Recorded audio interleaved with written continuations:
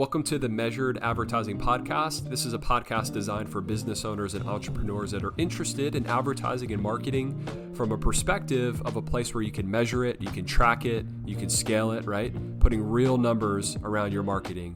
So this is a podcast where we're really not going to talk about kind of shiny objects and new marketing tactics. We're going to talk about the old school methods that will work, whether it's our current year or whether it's 100 years from now. So if you're interested in those topics, continue to listen, and I just want to thank you for stopping by.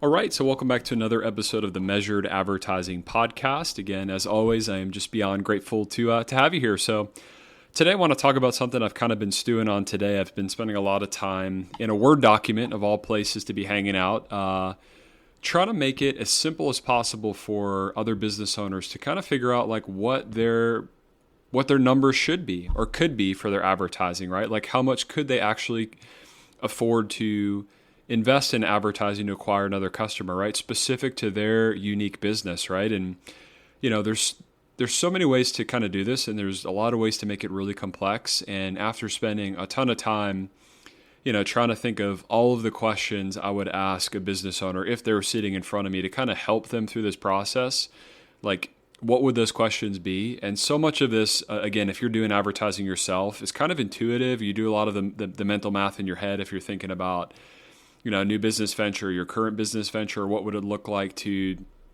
you know, test advertising this new service or this new offer we have? How much margin do we have? How much could we, you know, conceivably afford to pay to acquire a customer on a specific marketing channel for that product, right? So like a lot of this could be done in your head.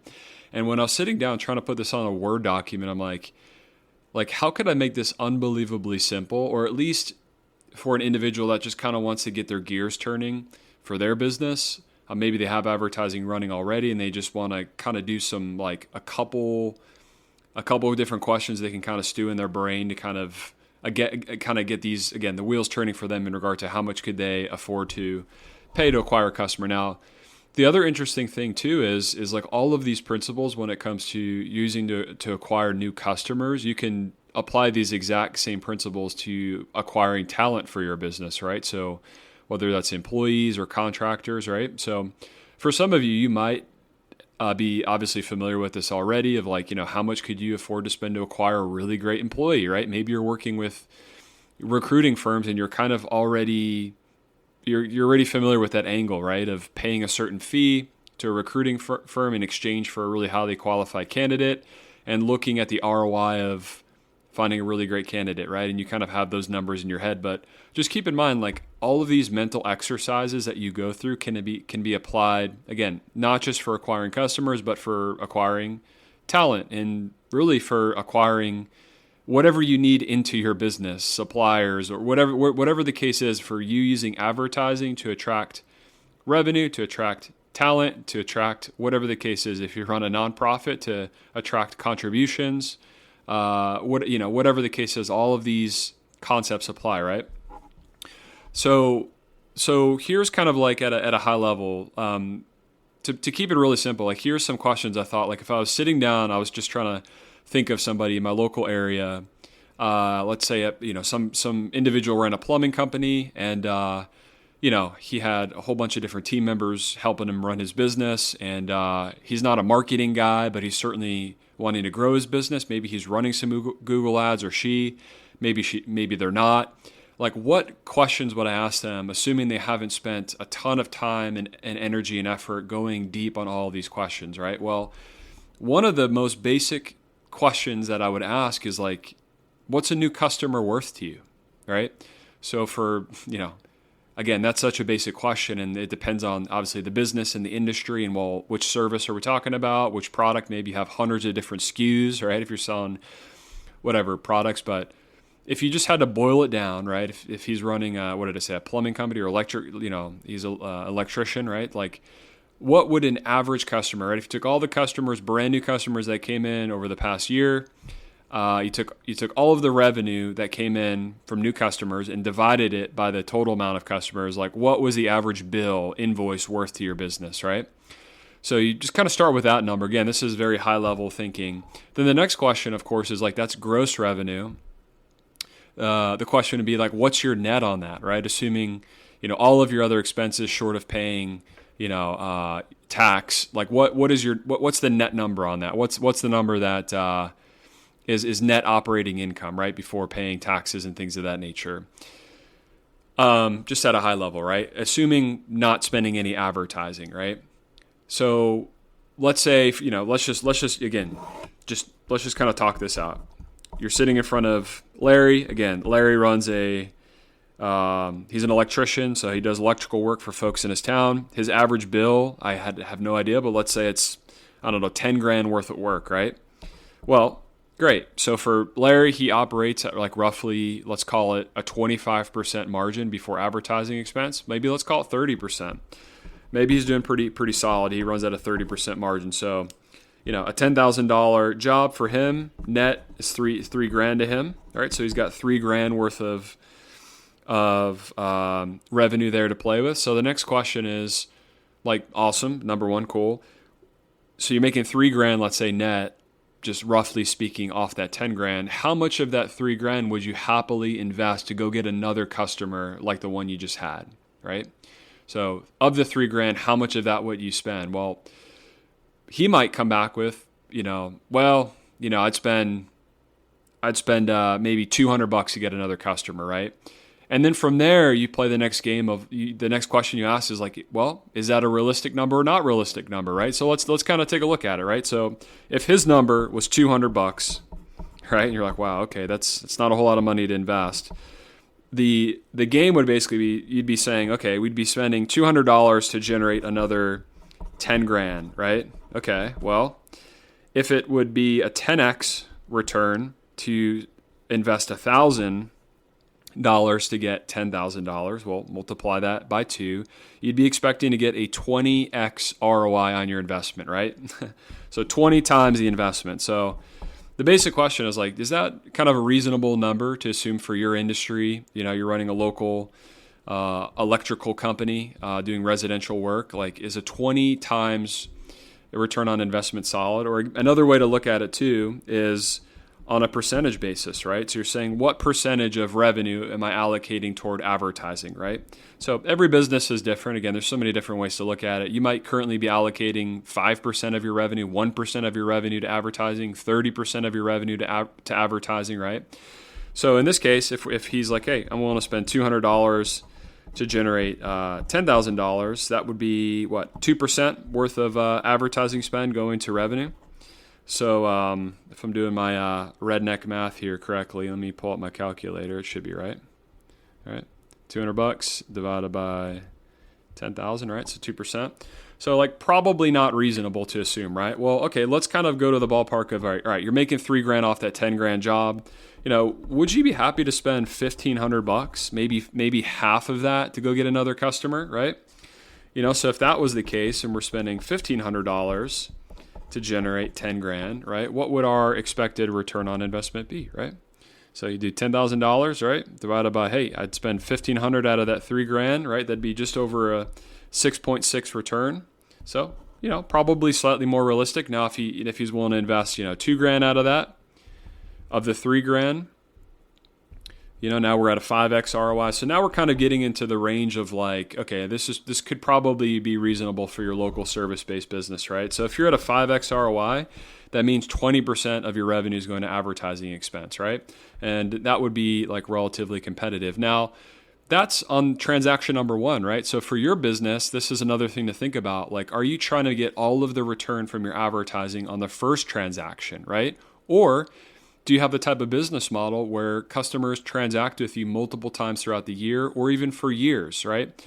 So let me give you an example, right? So again, in certain circumstances, when you sit down and go over these conversations of like, what's a brand new customer worth to your business on average, first transaction, how much of that is net and how much of that net would you happily pay to go get another customer, right? In certain businesses, right, there's not going to be enough net involved on transaction number one to go get another customer, right? So you by nature of that business model, if you're in this business model, you have to think longer time horizons, right? So let's take the example of a coffee shop, right?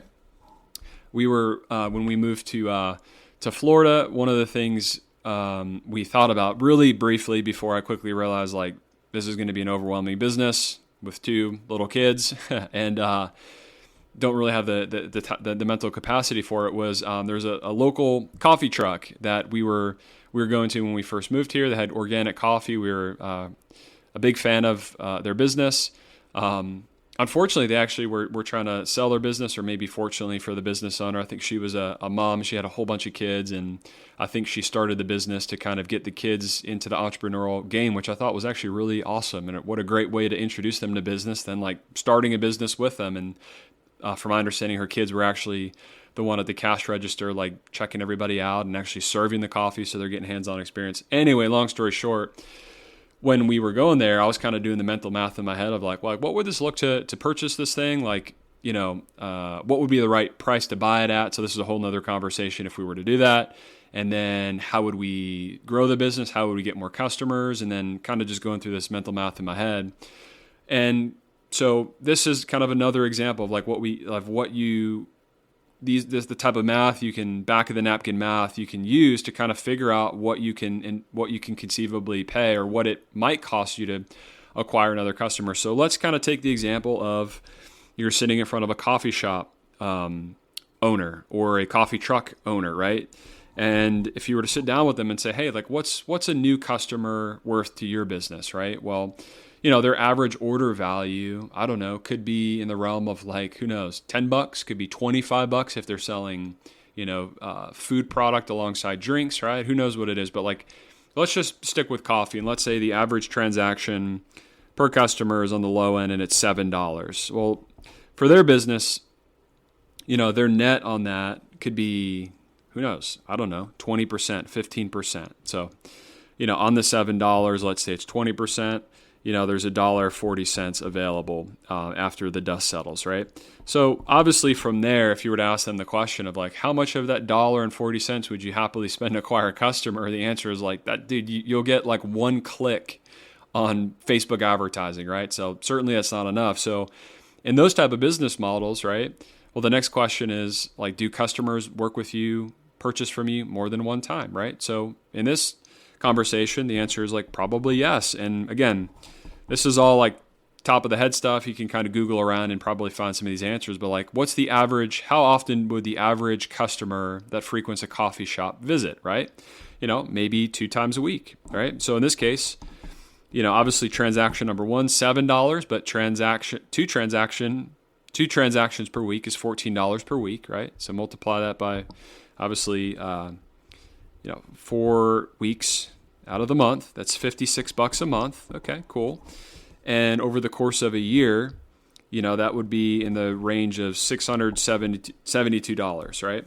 Cool. All right. So that part of the equation is like and some of this you can, if they're able to pull reports internally from their POS systems and if they're able to track some of this, great. Maybe they can't, but that would be one of the questions is like, okay, what's the average ticket of a new customer that walks in your store? On average, how many times a week do you think they come? You might have extremely frequent shoppers that come every single day and they invite friends and family and they're there literally every day getting a cup of coffee, getting a pastry, and there's a lot of high value for them. And then there's a person that comes one time, and then there's a person that comes twice a week, and so on and so forth. But if you blended everybody together in your local area that has visited your coffee shop or your coffee truck, you might find on average, one brand new customer on average comes twice a week and they're worth $14 per week and they're worth $56 a month and they're worth close to $700 a year. Cool. Great. So let's just round up to $700. And on average, they stay with us for 2 years before they go to the next shop in town or whatever it is, right? So you might figure out like that's kind of the math, right? Great.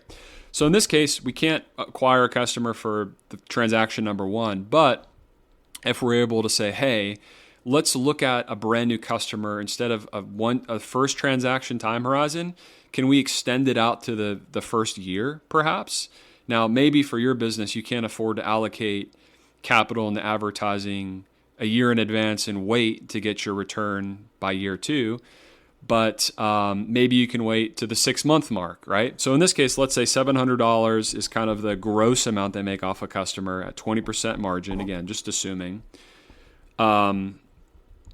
That puts you at $140 net, right? So basically now, okay, cool. We've kind of discovered if we can manage to find a way to get a brand new customer into our coffee shop, on average, they're going to be worth $140 net to our business in a 12-month period of time. Okay, cool, great. So it's like a little bit easier to handle, right? So probably can't get a customer for $1.40, but we have $140 to work with year one. Now, assuming, let's say you did have the capital, you're like, yeah, dude, I'd spend $140 and I would wait until the second year to see my return on invested capital, right? I'm willing to eat all of that $140 today to get that person to our coffee shop because I know they're going to love our coffee. They're going to keep coming back. They're probably going to refer other people.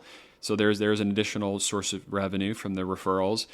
And they're probably going to hang out with us. We plan to be in business longer than a year, and we have some cash runway. So let's acquire them now. Let's service them well. Maybe as the year goes by, the average order value for that customer doesn't stay at $7 an order, twice a week. Maybe it bumps up to $12 or $15.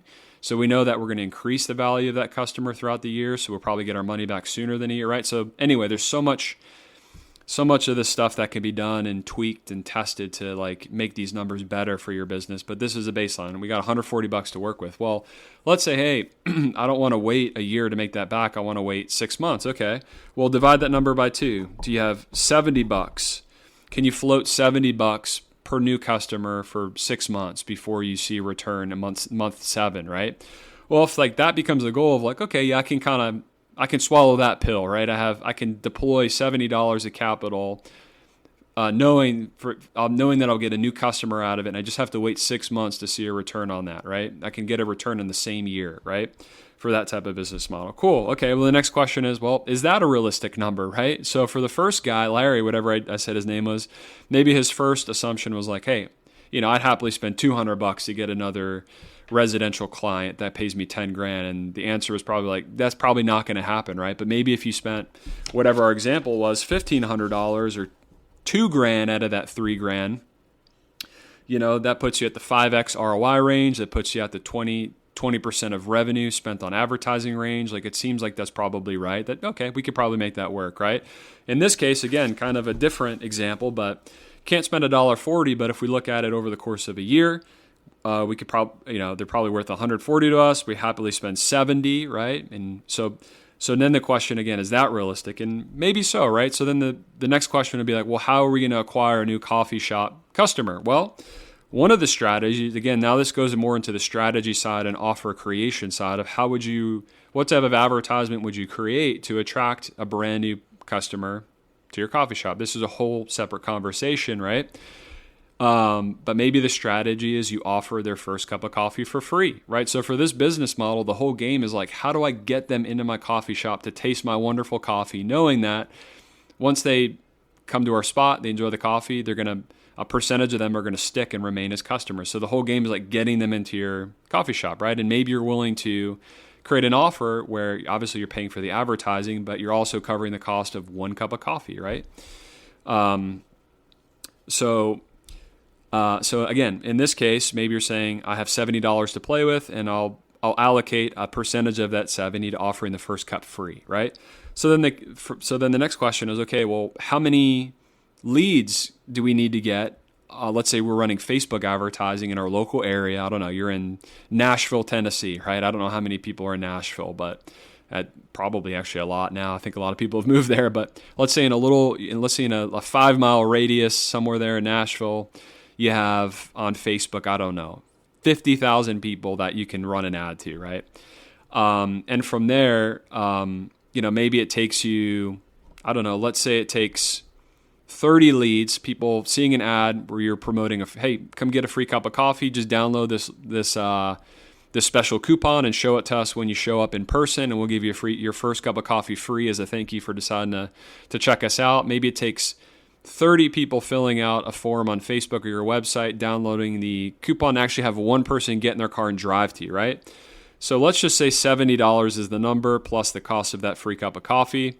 You're like, all right, I got $70 to spend, and maybe I need 30 people to fill out a form downloading the free coupon to get one of them to actually show up. So in this case, that would bring you would need to generate a lead on social media for $2.30, right? So Anyway, long story short, you can kind of come in this example and say, yeah, like it might be realistic, right? To get, for an offer like that, that's a no-brainer. It's a very low barrier to entry. You might have run, if you've done any sort of advertising before, you might have run some of these, call it freebie offers or whatever, very low pressure, high value offers. Doesn't cost a whole lot to get somebody to give you their information, right? So in this example, that kind of might work for that business model, right? So this might be the pathway forward, right? If you're running a local coffee shop, you just opened it up, you have some capital to deploy, maybe not a ton, but you got some to deploy for that first 6 months to get a brand new flood of customers into your business, right? So that might be a method by which you do that. You say, I'm going to get as many leads as I can for $70. If I get them in the $2.30 range in this example, and I get 1 out of the 30 to show up, that's a win. If I get 2 out of 30 to show up, great. Whatever the case is, right? Now, the remaining people that don't show up, well, now they're in your database, right? You can continue to follow up with them, right? So that's an example. One more example I'll give is, again, for our little local photography business, this kind of dovetails into the lifetime value, which is, in some of these business models, again, just like the coffee shop, maybe you're not able to get a return on investment on your first transaction, but you can over the second, third, fourth, fifth, sixth, right? Or maybe you're, running a local home services business, and maybe, again, you need to get an ROI on the first transaction, or maybe some of these home services businesses, there's a reoccurring leg. And so, again, kind of same model as the coffee shop. Maybe you don't care too much to get a return on the first service with the customer. Maybe do window cleaning or mobile detailing or whatever, landscaping or whatever the case is, where there's a kind of a reoccurring leg to it. You can kind of say, hey, I'm willing to spend a little bit more because I know whatever, the average customer stays with me X amount of years. Well, in some other businesses too, you kind of have both of those aspects where, based off your business model, you might be able to see a return on investment with transaction number one. And you might also have a nice lifetime value associated on the back end, right? So for our photography business that we started, again, I kind of explained a little case study on that. And again, long story short, I don't know if we'll be in our current area for years to come, but this is just an example for you. For our business, I just did some of this back of the napkin math that I explained in a previous episode, and I'm like, here's what I would happily pay. I went to Google and kind of checked out what it might cost me to get a click, right? And this is another example of what you can do with some of this back of the napkin math. Once you come up with your own number of like, hey, this is what I would happily pay, you can use that same example that I recommended, which is go to Google Keyword Planner and kind of shop around and see what other competitors are paying to get a click, and kind of just do some back of the napkin math. Like, okay, well, probably whatever. I need X amount of clicks to get a lead. Here's what it would cost per lead, right? The whole thing. So anyway, long story short, for our business, that's what I did. I came up with the number. Again, we ran the ads like I explained to you. So in year one, again, for our business, like we're roughly in the 3.5x-ish ROI range on transaction number one. But like the fun part is, if you have a business where there's kind of a reoccurring leg to it, and you're not just dependent on only one transaction and never having a transaction with that customer ever again, if you have some lifetime value where they will come back to you more than once, like that's where the numbers become even more fun, right? Assuming you're in business longer than a year, which again, for our business, we'll see what happens, right? But based off the data, based off of at least the county we live in, the average family comes back where we vacation either for 10 years in a row. I can't remember which one it was, either for 10 years in a row or 10 times. One of the two, I can't remember. I think they come 10 years in a row, right? So you have to imagine a percentage of those families will want to get photos done, some of them every year, some of them once every couple of years, right? But certainly more than one time, right? But assuming of those 10 years, a family comes back, let's say 3 or 4 times, the numbers start to change, right? So, and this will help you kind of like look at your business from maybe a longer term point of view when it comes to investing into advertising. But again, the whole principle remains is like having looking at your advertising from a measurable point of view, an accountable point of view. So for us, year one, right, we invest in advertising to acquire a new customer. We spend, let's just say in this case, $200 to generate $700 in sales. That's roughly like 3.5 times, right? Take a sip of water here. Well, that's year one, right? So year one, we've recouped our advertising investment and we made a profit from that. Great. Well, year two, let's say the customer comes back and they decide to work with us again, right? Well, this time we're not repaying to acquire them. We've maybe done some email marketing just to stay top of mind, maybe some retargeting advertising just to, again, stay top of mind, but not much, certainly not $200 worth, right? Maybe, 1% or 2% of that, but let's just call it nothing to acquire them, to have them come back and work with us again. Well, year one was $700. Year two, they paid another $700 for a grand total of $1,400 generated from that one family off of the same initial $200 that was invested, right? So year one, that's a 3.5 times ROI on the initial advertising spend. Well, year two, you get additional revenue from the same customer. Now that brings your ROI to 7 times, right? And let's just bring it to year three and year four. Let's say they come back a third time, right? That brings it from another $700, so that brings $2,100 total from that family. Now that's off the initial, $200 in advertising spend. So that's just over 10 times ROI. Spend $1, generated 10 over the course of those 3 years, and then by year four, if they come back again, spend another $700, let's say, that would be $2,800 in total revenue at a 14x ish return on investment. So this is kind of the neat part, again, just depending on your business model, is looking at advertising really unique to your business, like what the kind of the net numbers look for your business, how much you can afford to invest in a customer, and then also considering the time horizon. Like, do you need to get it immediately on the first transaction, or is your business model skewed more toward like it's going to take maybe 6 months, but based off of people loving your business, they tend to stick around for a certain amount of time. So if you can kind of hang in there long enough, right, it'll kind of return after a certain period of time, right? And then again, I was briefly highlighting, but talking about earlier, which is the concept of also looking at the same concept from the point of hiring a new team member, right? So for different businesses, this is maybe easier to quantify, and some businesses maybe it's harder to quantify. So like, let's say you're running a home services business, and you're running a plumbing company, and you're obviously going to get paid in exchange for the amount of guys you have out in the field, or ladies, let's say, that are working on plumbing problems, right? So obviously, like, that's the only way you're going to make income, right, is if you have field members out there working on houses, right? So to onboard a new plumber, right, there's kind of like a clear, assuming you're at capacity with your current team, each additional team member you add, assuming you have you have demand for more customers and you're having to turn some away, each additional team member you add is additional revenue to your business, right? So it's kind of easier to look at it from that point of view. But same thing, right? So like, let's say you're using that plumbing example, you can look at it from the same point of view. Is like, if we're at capacity, right, here's where we're at, and we have extra demand for customer flow coming in that we can't service right now, assuming we add one more team member to our team, and assuming they go on a certain amount of jobs throughout the month, that would turn into, right, a certain amount of revenue, right, gross revenue, right?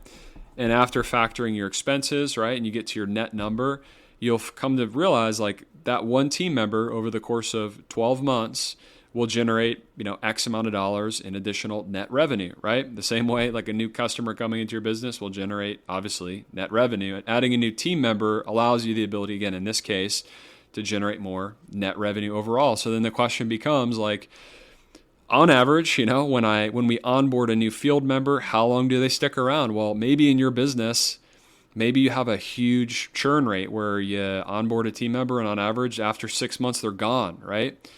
And within that 6-month period of time, they generate X amount of revenue, right? So maybe your business, there's a really short kind of cycle of having to hire and replace and hire and replace. But within that period of time, you can kind of figure out, well, even though it's a pain in the neck, they only stay with us for 6 months. In that 6 months, on average, they typically will generate X amount of dollars in net revenue to our company. Well, then the question becomes, well, of that number, the net revenue they bring to your business, how much of that would you happily spend to acquire a really great team member, right? And maybe you allocate that money toward Indeed advertising or Facebook advertising. Obviously, apply all applicable hiring laws as it relates to like paid advertising, right?